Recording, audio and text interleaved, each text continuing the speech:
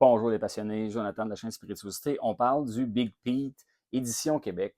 Aujourd'hui, je l'ai déjà dégusté, là, fait un podcast avec les enthousiastes sur ce whisky-là, qui est un beau petit bijou. Merci beaucoup à Bella Vita d'avoir fait l'importation de celui-là, en fait, d'avoir travaillé à cette espèce de single cask, édition spécialement pour nous.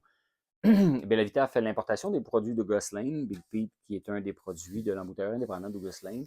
Et là, ils font aussi l'importation de d'autres produits, dont les whiskies de Nika, les whiskies Radauer, la distillerie Radauer d'Écosse, aussi d'autres rhums, le Barbancourt, Planteré, je crois, Planteré. Bref, merci d'avoir travaillé sur une édition Québec. Il y a plein de beaux petits clin d'œil, disons ça comme ça, des petits easter eggs, là, plein de petites fleurs de lys sur lui. Du côté ici, on voit vraiment le rocher percé, la croix du Mont-Royal. De ce côté-là, Château Frontenac. Bref, c'est cool. C'est cool. On a un whisky d'Écosse qui arrive aux couleurs du Québec. Quand même très personnalisé. C'est vraiment le fun. C'est une édition qui a été annoncée vers justement Bellavita. Et puis, d'autres, on dit, hey, ça s'en vient, ça s'en vient. Puis finalement, avec la bureaucratie de la SAQ, il y a eu des petits glitches, il y a eu un petit problème. Il était en retard. Et puis, il était supposé sortir le 21, il est sorti finalement quelques jours après. Et puis, seulement, tu sais, c'est un single cask, là, fait qu'il n'y a pas énormément de bouteilles dans un seul fût. Fait que ça donnait 300, je pense qu'il est marqué dessus, 300-ish, 330 bouteilles. Donc, vraiment, juste 330 bouteilles. Fait que quand il est tombé disponible, ceux qui l'attendaient étaient prêts. Ça a disparu assez vite. Je pense en 4 heures, on a écoulé toutes ces bouteilles-là. Et c'était l'édition de Big Pete à ne pas manquer, je pense. Surtout cette année, en sachant que Big Pete ne feront plus des Big Pete de Noël, ce qui est triste un peu, on aimait ça. À chaque Noël, il y avait une édition, puis bon. Ils ont sorti, je pense qu'il y a l'édition d'hiver qui va sortir, et on a eu dernièrement l'édition Wine Cask. Mais celui-là ici, c'est une édition spéciale brut de fût, donc c'est cast strength. Vraiment, ils l'ont pas réduit avec de l'eau. Donc, il sort du baril à 60,2% d'alcool. Vieillissement super le fun, 8 ans en fût de Sherry Oloroso. Donc, vraiment bien. Il est marqué dessus le Unchilled, Filtered, puis No Color Added. Donc, ça veut dire vraiment pas filtré à froid, puis aucune couleur ajoutée. Regardez-moi comment c'est foncé. Fait qu'on peut, on soupçonne, on peut se dire que le fût était de qualité, que c'était pas un vieux fût épuisé, qui avait déjà eu beaucoup de whisky dedans depuis le temps qu'il y avait eu du sherry. Là, c'est assez foncé que c'était un fût. Si c'était pas un fût de premier remplissage, il était encore assez bon. Fait que, bon, voilà. Fait que bien content d'avoir vu ça puis d'avoir pu la mettre la main là-dessus. 148, je crois. Ça vaut la peine. C'est quand même raisonnable pour un whisky de qualité. Et ben, pour pas dévoiler le punch, là, c'est vraiment, vraiment, vraiment une très belle surprise cette année. C'est de quoi de très, très solide. On le sait, en tout cas, si vous ne saviez pas, quand on marie la tourbe avec du sherry, la tourbe qui étant une façon de faire le whisky qui va y transmettre un caractère très de fumée intense. Et quand on marie ce type de whisky-là avec des fûts qui ont déjà eu du sherry dedans, le sherry étant sucré, fruité, ça adoucit la morsure de la tourbe. Et c'est comme un fumé sucré, fruité ensemble, ça fait super bien. Et c'est un exemple parfait pour vous démontrer ça, le Big Pete qui est très fumé. C'est Colila, Ardbeg, Bowmore, c'est des distilleries qui font des whiskies très, très, très fumés. Puis là, ben, en étant vieilli dans un fût de sherry, là même, ça donne un mariage incroyable.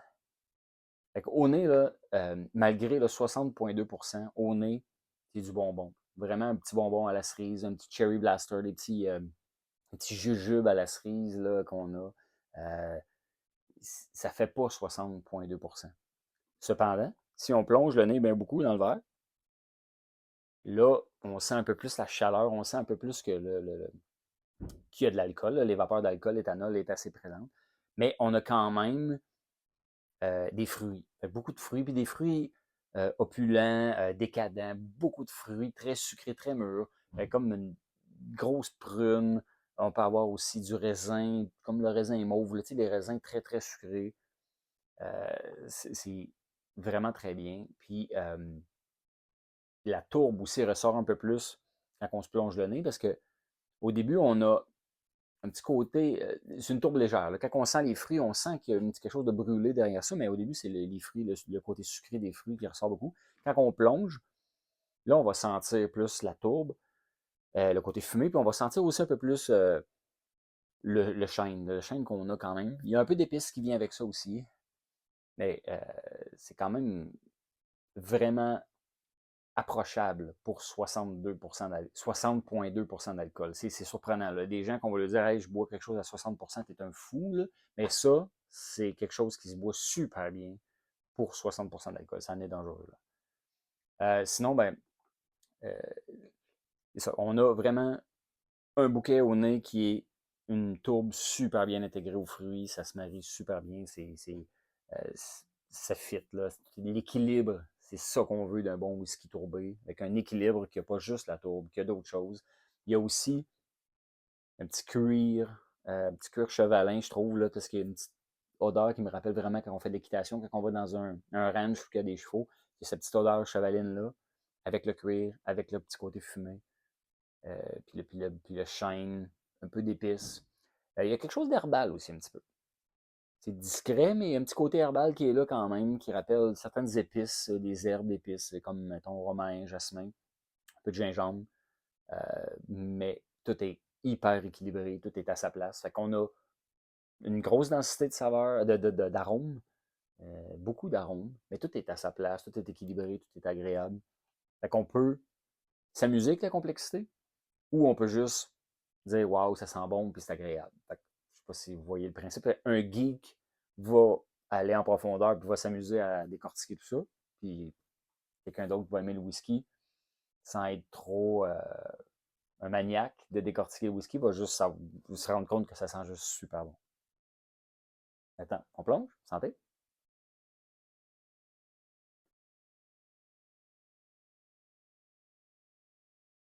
En bouche, on a quand même doux pareil pour 60,2% d'alcool. J'aurais dit à l'aveugle, j'aurais dit plus dans les côtés 50, début 50, 50, 52%. Fait que le taux d'alcool est super bien intégré. La tourbe ressort beaucoup plus au palais qu'elle se ressortait au nez. Fait qu'au nez, elle était un peu plus discrète, plus cachée derrière les fruits. En bouche, la tourbe est présente, elle est là. Hyper agréable, encore assez bien équilibré, parce qu'il y a quand même euh, un côté cendré, un petit côté créosote, mais comme un petit peu de charbon, mais aussi les fruits sont là, puis les épices sont là. Fait que le 60%, il est super bien. Il picote un peu. On a des fois là, des petits picotements sur la langue par-ci par-là, mais c'est pas intense, mais ça trahit un petit peu le haut pourcentage d'alcool. Fait que ça reste super bien.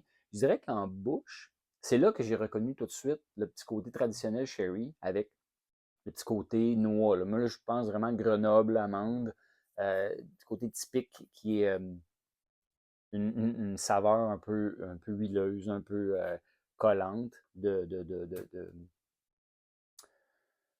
Grenoble. Sinon, les fruits sont encore là. C'est le même genre de fruits. Là. On est dans la grosse prune, les gros raisins, la cerise aussi. Puis là, habituellement, avec ces whisky-là qui sont hauts en alcool, souvent, quand on les laisse comme ça, on les laisse reposer. Comme là, moi, je vous parle en même temps, puis je le laisse, je le brasse, tout ça. La grosse alcool sort un petit peu. De ce côté solvant s'évapore, puis il reste avec des arômes souvent un peu différents. Là, quand on y retourne, puis qu'il a respiré un peu plus, côté chocolat ressort. Et là, c'est super intéressant parce que il y a encore le petit côté chocolat, mais il y a encore le petit côté fruité, les fruits un peu plus intenses, mais le côté chocolat ressort. Puis là, on parle de comme une espèce de gâteau forêt noire, avec encore une fois un petit peu de fumée, là, super bien équilibré là-dedans, avec quand même un peu de vanille aussi, puis des petites épices. Fait que tout le long de notre dégustation, de notre appréciation, de notre expérience, ben, il va sortir des nouvelles notes, il va sortir de quoi de super bien. Fait que ça, c'est d'un whisky qualité. Ça, c'est un whisky agréable. C'est un whisky qui va être le fun. Puis c'est un peu l'avantage aussi des whiskies hauts en alcool, c'est qu'ils ne s'épuisent pas. Là. Il faut même s'ils respirent, ils continuent de dévoiler des choses nouvelles à chaque fois. C'est un peu l'avantage. Puis nous, ben, les geeks, on aime ça. Les passionnés, on aime ça, les whiskies des fois plus hauts en alcool.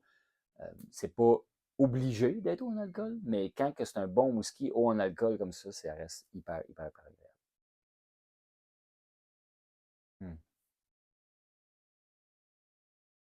Ouais, beaucoup de plaisir. Puis, je vous dis, le 60% est pas, de ne pas vous effrayer. Le 60% est super bien intégré. Il laisse nécessairement une finale quand même assez intense. Une finale sur une petite amertume boisée, sur les fruits, un petit peu d'épices, un peu la Grenoble aussi, la muscade. C'est comme encore une finale qui va rester quand même assez longtemps, et qui est quand même encore complexe, mais qui fait comme un beau récapitulatif de tout ce qu'on a goûté. Là. Fait que c'est quand même bien. Une finale bien. Une finale super bien, même, qui dure assez longtemps pour que ce soit le fun. Euh, un whisky vraiment, vraiment très bien. Malheureusement, son défaut, c'est qu'il n'y en avait pas assez. Il est parti vite, puis ceux qui en ont acheté plus qu'une bouteille, ben, ils vont être ravis parce que nécessairement, c'est de quoi qui va se boire très bien, puis qui va être recherché. Là la barre est haute là, pour les Big Peak maintenant. L'impression qu'on va vouloir avoir autant de qualité que ça dans les prochaines éditions. Je ne sais pas si ça va être possible, mais ça a toujours été bien, Big Pete. Il y a l'édition Halloween que j'ai aimée, qui était pas tant sherry, mais qui était quand même sucrée, qui était quand même très bien, vanille, belle vanille, tout ça. Après ça, l'édition de Noël, qui était une finition fût de sherry que j'adore, qui était la meilleure selon moi jusqu'à présent. Et là, maintenant, avec celle-là, ben là, la barre est encore plus haute. Fait que un whisky qui est dense, qui est le fun, qui est complexe, qui a une super de belle texture aussi. Là. La texture, c'est huileux, c'est enveloppant, c'est huileux. Fait que c'est très beau coup de circuit, une belle découverte.